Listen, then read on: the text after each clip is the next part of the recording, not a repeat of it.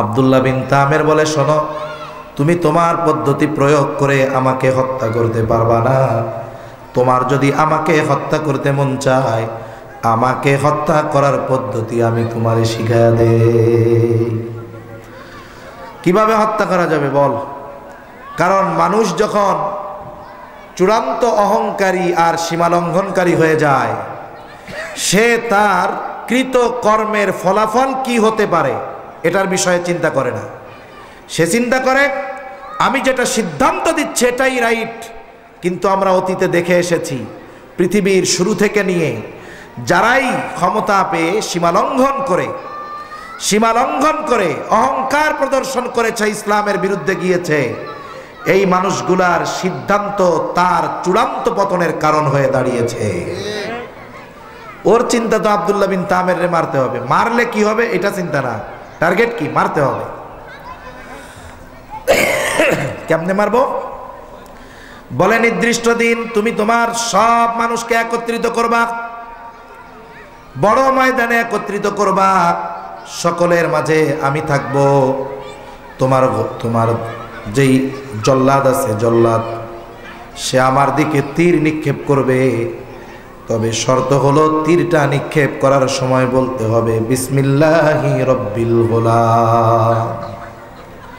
বিসমিল্লাহি রব্বিল গোলাম, আল্লাহর নামে তীর মারতেছি। বলে কে? বলে এই বালকের রব আল্লাহর নামে এর তীর মারতেছি। এই কথা বলে তীর মারতে হবে। ও চিন্তা করে, তীর মাইরা যদি ওরে মাইরাই ফেলানো যায় তাহলে তো পথের কাটা ক্লিয়ার।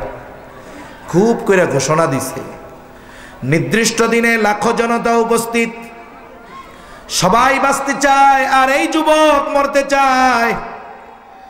সকলে উৎসুক, চলে এসেছে নির্ধারিত সময়ের আগে, সবাই এসে হাজির।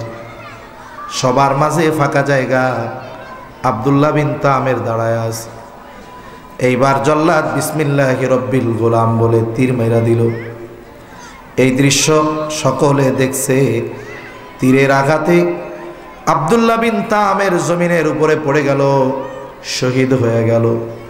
এই দৃশ্যটা উপস্থিত মানুষের অন্তরে এতটা রেখাপাত করেছে, সকলেই তখন সমস্বরে বলল, আমান্না বিরব্বিল গোলাম, আমরাও এই বালকের রবের উপরে ঈমান আনলাম। এখন বলেন, আব্দুল্লাহ বিন তামের শত্রুর নিক্ষিপ্ত তীরে শহীদ হয়ে গেছে। সে শহীদ হয়ে জয়ী নাকি পরাজয়ী? নিঃসন্দেহে জয়ী, কোনো সন্দেহ নাই। এজন্য মানুষ মারা গেলেই হেরে যায় না। আমরা হেরে যাব কখন?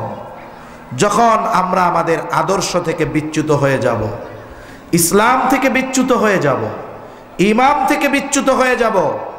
তখন আমি বেঁচে থাকলেও জিন্দা লাশ, আমাকে কাফের মুশরিকরা গোনায় ধরবে না। কিন্তু যদি ওই রকম একজন ব্যক্তির মতো ব্যক্তি হওয়া যায়, গোটা পৃথিবীর কাফেররা তাদের ভয়ে তছনছ করতে থাকবে। ঠিক কিনা বলেন? এজন্য মানুষ মরে গেলেই হেরে যায় না,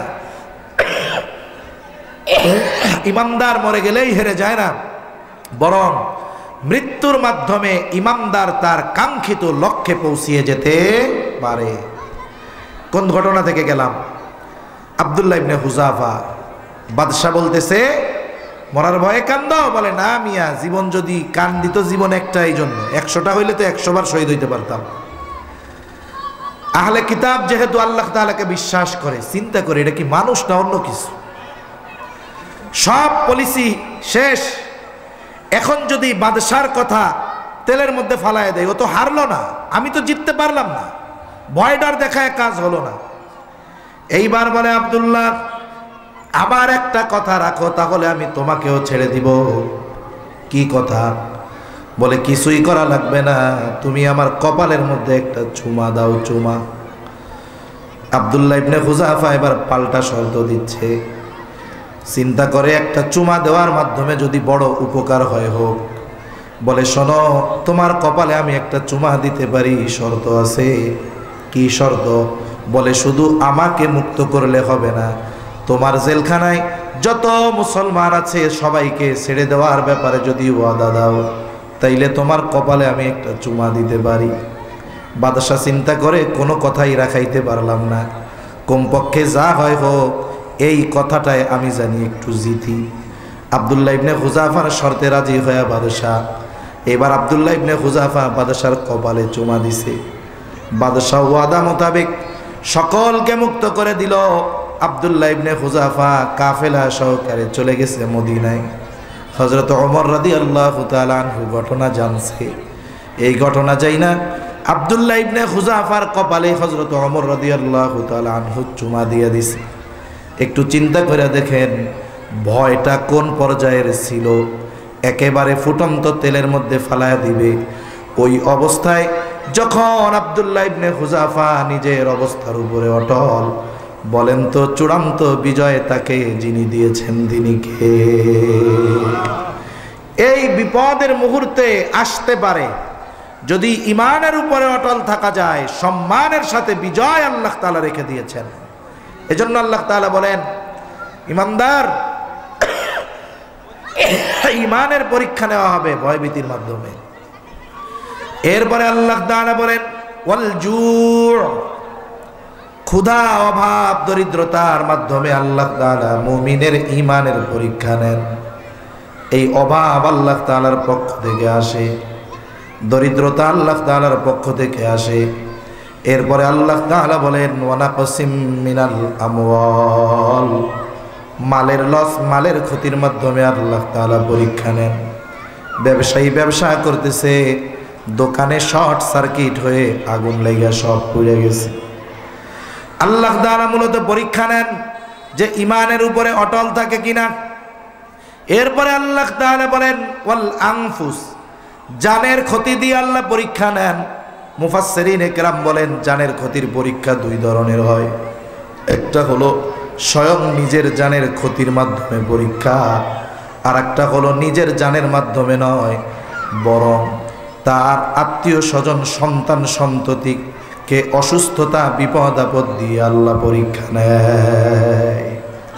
মনে করেন আমি অসুস্থ হয়েছি, আমার কষ্ট লাগতেছে, আপনি অসুস্থ, আপনার কষ্ট লাগতেছে, কিন্তু ওই অসুস্থতা যদি আপনার আমার না হয়ে আমার আপনার সন্তানের হয়, বলেন তো কষ্ট বেশি লাগবে না কম লাগবে?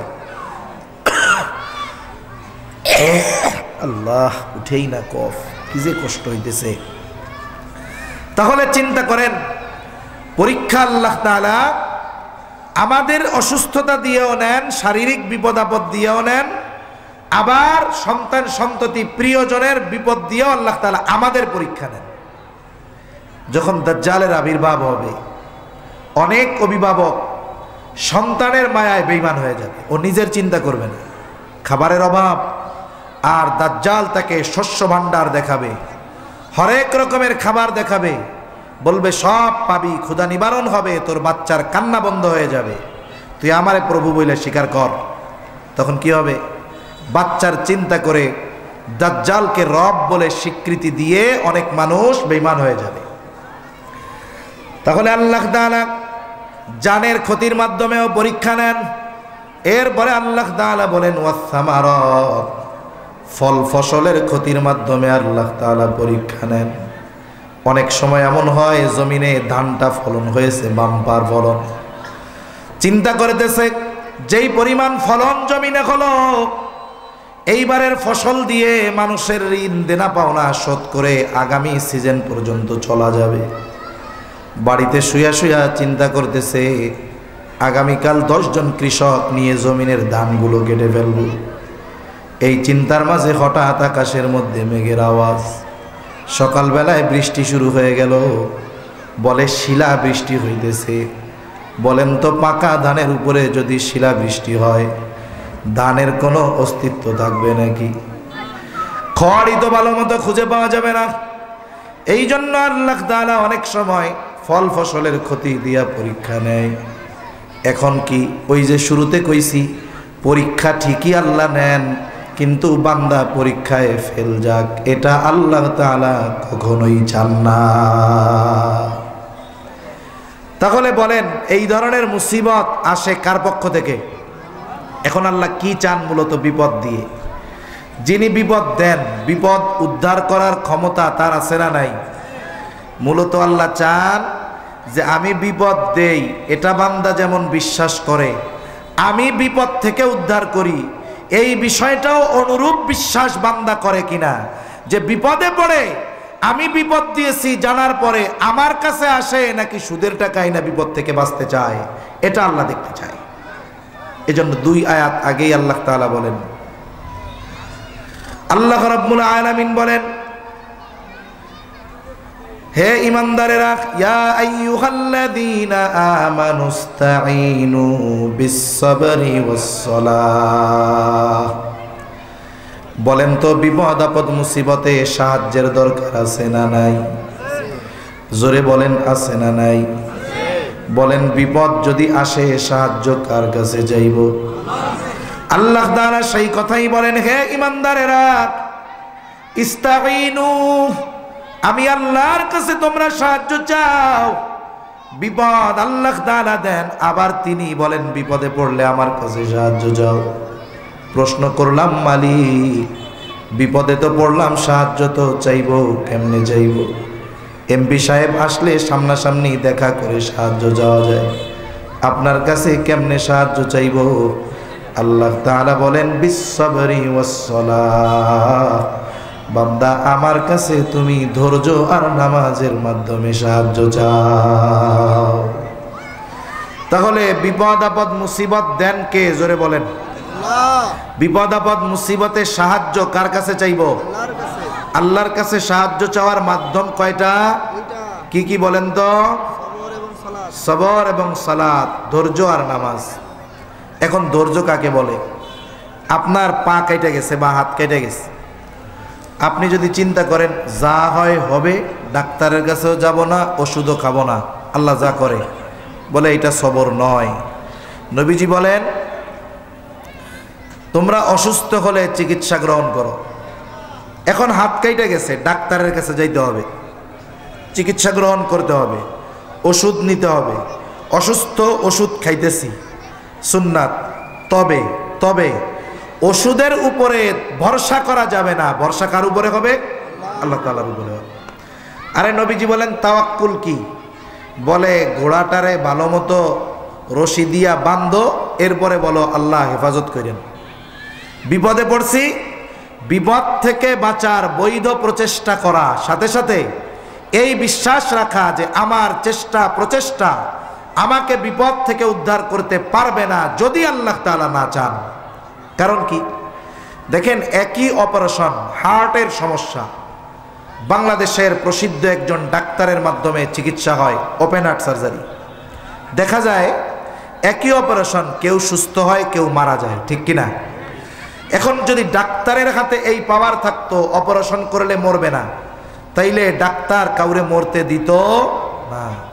কিন্তু ডাক্তারও জানে অপারেশন এক, রোগীর সিমটম এক, সব এক, কিন্তু এটা বাঁচবে না মরবে এটা আল্লাহ ভালো জানে। এই জন্য আগে সিগনেচার নিয়ে নেয়।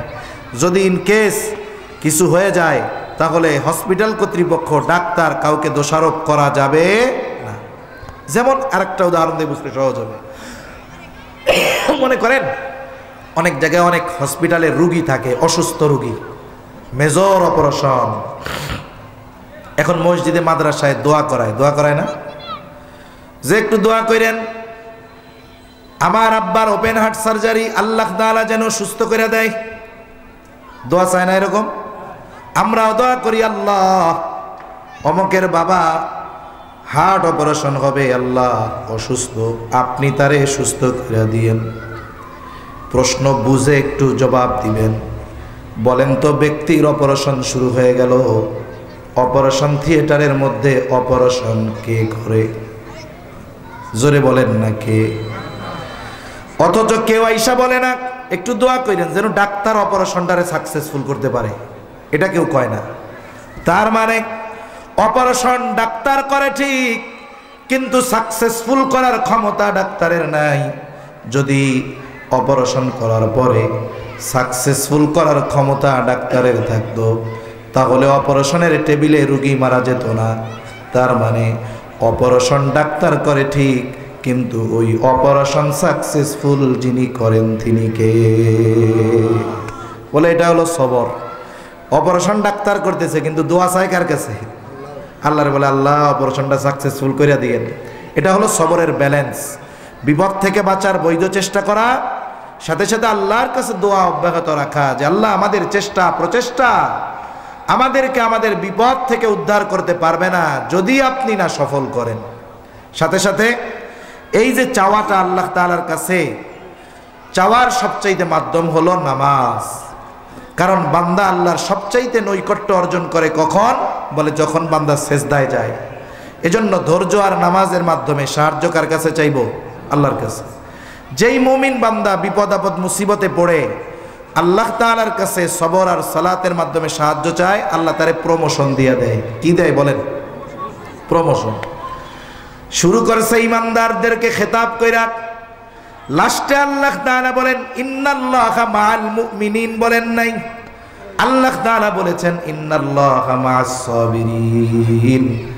তার মানে যেই ইমানদার বিপদ আপদ মুসিবতে ধৈর্য আর নামাজের মাধ্যমে আল্লাহ তাআলার কাছে সাহায্য চায়, ওই মুমিন তখন সাধারণ মুমিন থাকে না, ওই মুমিনকে আল্লাহ ডিগ্রি দিয়ে দেয়। ও তখন প্রমোশন পাইয়া সবের মুমিনদের অন্তর্ভুক্ত হয়ে যায়।